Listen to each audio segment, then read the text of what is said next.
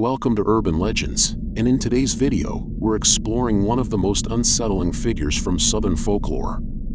This skinless spirit doesn't need to open doors to enter your home. She slips silently inside while you sleep. Many who've encountered her describe a heavy weight pressing down on their chest, a feeling so real it's hard to shake. This is the story of the Boo Hag. The Boo Hag comes from the folklore of the Gullah people, a cultural group whose roots run deep along the coasts and islands of South Carolina, Georgia, and parts of Florida. In these communities, stories have always played a central role.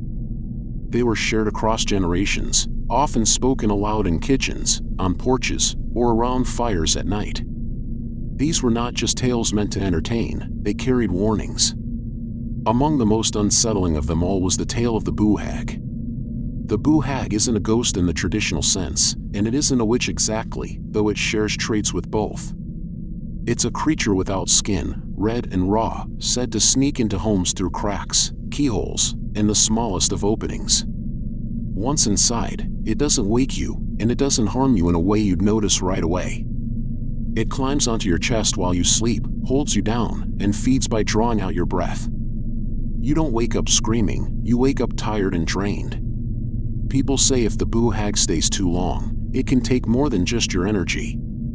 It can steal your skin and use it to walk among the living unnoticed. For people living in isolated and rural places, where the nights were dark and long, the idea of something pressing down on you while you sleep didn't feel like just a story.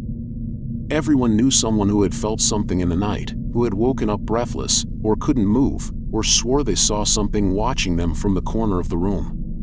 The Boo Hag didn't just belong to the past, it was something people believed could still come back, any night it pleased, silent and skinless, looking for someone else to ride. Over time, people started to learn ways to protect themselves from the Boo Hag. One common practice is to use red thread, or red clothing. Red is believed to be a powerful color that spirits don't like. Sleeping with red thread under your pillow, or wearing red to bed, is thought to keep the Boo Hag away. Another method is placing a broom by the door. The belief is that the Boo Hag will feel a need to count every bristle, and by the time she's done, the sun will rise and force her to flee. Since she can't stay out in daylight, this trick buys you time and keeps her from getting to you. Many people also use salt or red brick dust to block her. Lining your doorways or windowsills with salt or brick dust creates a barrier that spirits can't cross. These materials are seen as strong spiritual protectors. Some sleep with a Bible under the pillow, believing that its presence offers divine protection. In Gullah belief, the Bible isn't just a book, it carries power, and that power keeps evil away, including the Boo Hag. Painting porches or window frames with blue is another well-known tradition. The pale blue color is meant to confuse spirits, who either see it as water they can't cross, or as sky that leads them away. It's a simple but lasting form of protection. Keeping a clean home is also important. A messy space is thought to attract bad energy and give spirits more ways to get in. Sweeping your floors and clearing clutter before bed is a spiritual habit as much as a physical one. Some people say prayers or protective words before sleep. Phrases like "I am covered by the blood of Jesus" are said to make your spirit strong and your body untouchable by harmful forces. These aren't just words, they're spiritual armor. Finally, many believe that staying mentally and spiritually balanced is key. The Boo Hag is said to prey on weakness, whether that's stress, anger, or emotional turmoil. Taking care of your energy and your space helps keep you safe. The part of the Boo Hag legend where she wears stolen skin and moves unnoticed through the world adds something more than just a horror twist. It speaks to a real fear about people who hide who they are. In Gullah communities, where life was close-knit and trust was essential, this story worked as a warning. It reminded people that danger doesn't always look like danger. Sometimes it comes disguised as someone you know, someone who blends in. The Boo Hag wearing another person's skin captures that exact feeling, that unsettling idea that harm can come from those who seem most familiar. Stories like this also gave people a way to talk about things they might not have felt safe or comfortable saying out loud. If someone in the community was causing trouble, draining people emotionally, or creating fear without being openly aggressive, calling them a Boo Hag or saying someone had been ridden let people speak around the issue without naming names.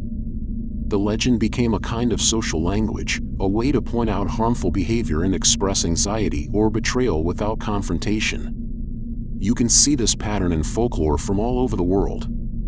There are stories of witches in West Africa who ride people in their sleep and leave them weak and drained. In European tales, the night hag steals breath from sleepers by sitting on their chests.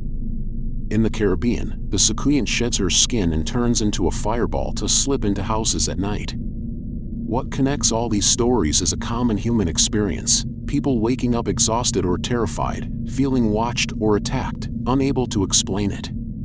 These tales helped communities make sense of those feelings in a time before anyone had heard of sleep paralysis or night terrors. What makes the Boo Hag especially haunting is how personal she is. She isn't a far-off creature in the woods or an ancient curse locked in a book. She's in your bedroom, she wears someone's skin, and she looks like someone you trust. That's the kind of fear that doesn't go away easily. It sticks because it blends the physical with the emotional, the spiritual with the everyday. The Boo Hag is more than just a ghost story. She's a symbol of hidden threats, of drained energy, and the quiet dangers that come too close for comfort. The Boo Hag hasn't gone away. People still talk about waking up in the middle of the night, unable to move, and feeling something heavy on their chest. Some say it's just sleep paralysis, while others aren't quite so sure. Her name comes up in online forums, horror podcasts, strange internet videos that get passed around, and even when people don't call her by name, the shape of the fear is the same. She's still very much here, just wearing a different face, but the story was never just about the fear. The Boo Hag means something deeper. She's about the fear of being used, of being watched, of having something taken from you when you're at your weakest. She's a warning, and she reminds people to protect themselves. As for the Gullah people, keeping her story alive wasn't just about scaring someone. It was a way to explain what couldn't be explained, to pass on lessons, and to stay connected to something older than memory. These weren't just bedtime stories, they were survival.